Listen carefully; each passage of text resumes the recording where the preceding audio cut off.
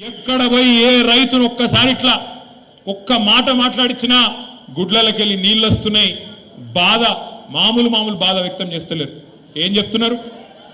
కేసీఆర్ ఉన్నప్పుడే బాగుండే అన్న, కేసీఆర్ ఉన్నప్పుడే మంచిగుండే, అన్యాయం అయిపోయింది, బతుకు ఆగమైపోయిందని చెప్పి మాట్లాడుతున్నారు. నేను చెప్పేది కరెక్టేనా కాదా?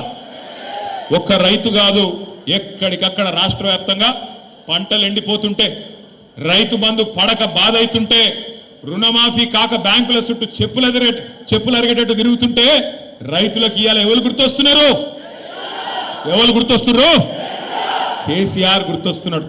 కేసీఆర్ గారు కూడా చెప్పిండు, కాంగ్రెస్ కు ఓటేస్తే రైతు బంధుకు రామ్ అవుతుందని చెప్పిండా లేదా? మరి అయిందా లేదా?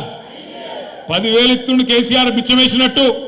మేము 15,000 ఇస్తాం, మేము ఇందిరమ్మ రాజ్యం తెస్తాం. మనోళ్ళు మర్చిపోయింది ఇందిరమ్మ రాజ్యం అంటే ఏందో.